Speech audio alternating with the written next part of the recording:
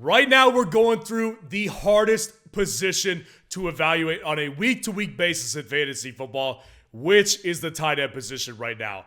And honestly, there's going to be a lot of changes to these rankings this week because we've got a ton of guys just underperforming that were high draft picks this year, and I'm starting to lose a lot of faith on right now, guys. So we're going through the top 12 tight end rankings for week 5 fantasy football, guys, and we are giving away more FFN white hats this week. We're giving away 5 white hats this week because we hit 5,000 subscribers, and I have you to thank for that, and I need your help getting to 6,000 subscribers. So please go down there and drop a like on this video and subscribe to the channel to show your support. It is greatly appreciated, guys. So let's go ahead and just dive into the top 12 rankings right now for tight ends right here. So obviously, we're going to continue to have Travis Kelce in tier 1 at number 1. I get it. TJ Hawkinson has actually been a better fantasy tight end so far this year than Travis Kelce.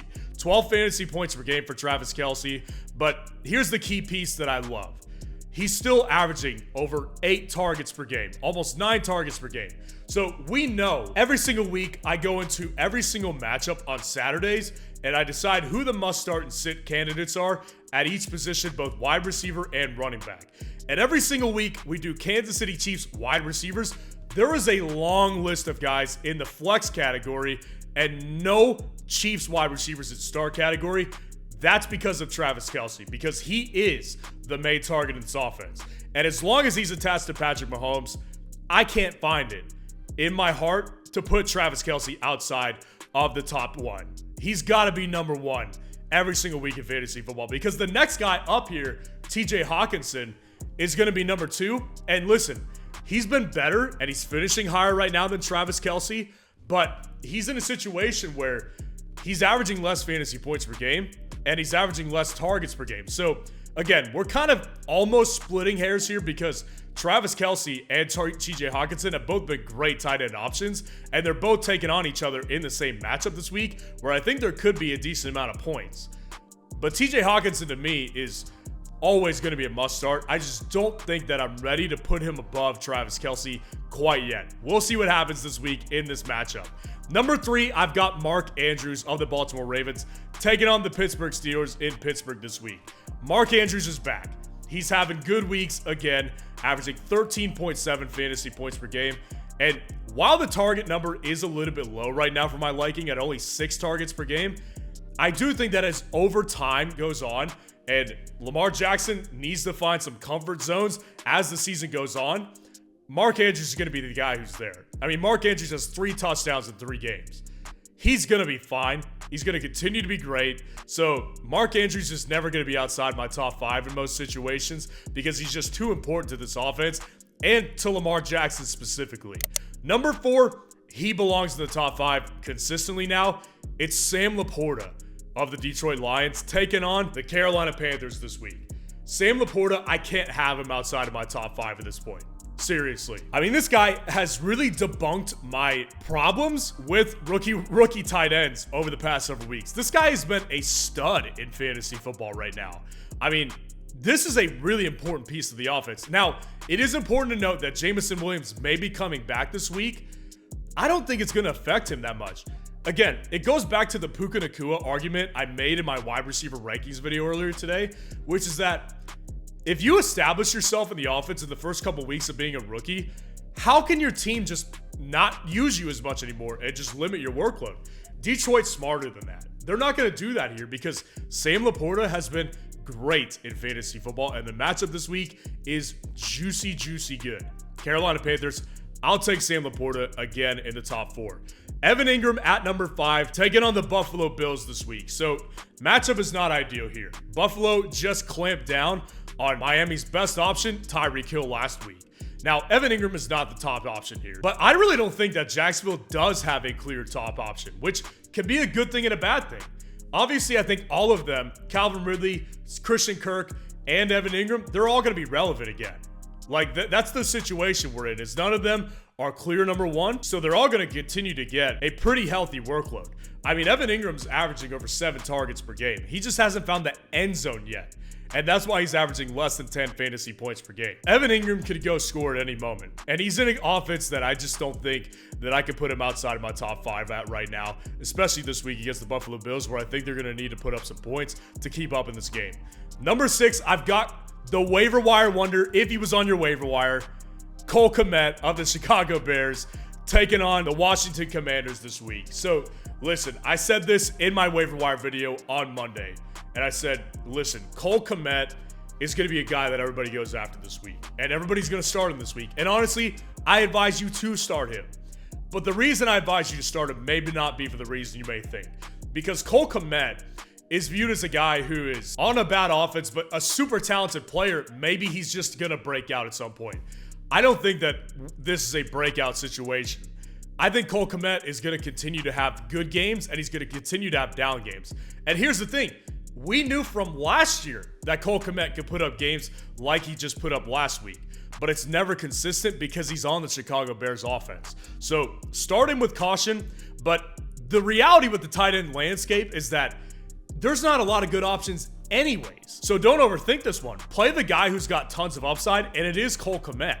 Number 7, I've got Hunter Henry of the New England Patriots taking on the New Orleans Saints this week. So here's the thing, the Patriots offense has been super bad right now. They've been terrible right now over the past several games. And I think it's honestly unraveling.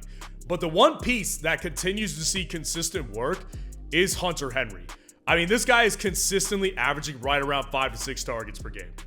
So I like the consistency factor here. When we're looking for anything to grasp onto at tight ends, this is one to grasp onto. Volume has been there for the most part. And all he needs is a touchdown to make you happy. And I think that it could come this week. In most cases, I'm not going to predict a touchdown for a tight end, especially against New Orleans defense. But just from a volume perspective, I can have him inside my top 10 and feel good about telling my audience to do the same. Number 8, George Kittle taking on the Dallas Cowboys in San Francisco this week. So obviously, George Kittle has not been anything special. 5.5 fantasy points per game, averaging less than 5 targets per game as well. Again, it goes back to the Cole Kmet thing, which is that we know that George Kittle can have big games. Just from an upside perspective alone, he's got to be inside the top 10. Just from an upside perspective alone. Because it's not only the upside that he has as a player, but this is a great argument we'll see in a couple ranking spots here for a guy like Darren Waller, which is that the player is very good, but if you're not on a good offense, the tight end position is so dependent on how good the quarterback is and how good the offense is as a whole. So George Kittle being in the offense that he's in, the upside is going to present itself, unlike what it will for Darren Waller, as we'll discuss in another couple spots here. So I'll take George Kittle this week against the Dallas Cowboys defense, where I think that they're going to need their big players to make big plays in this game. Number 9, Jake Ferguson in that same matchup. Jake Ferguson has been pretty solid in fantasy football. And listen, this is just a narrative that we're going to have to follow, which is that Dallas Cowboys tight ends are good in fantasy football. Dak Prescott likes himself a good tight end, averaging over 6 targets per game, a touchdown scored, 7.3 fantasy points per game. That's good stuff to get at the tight end position. He's got to be inside the top 10 at this point for me.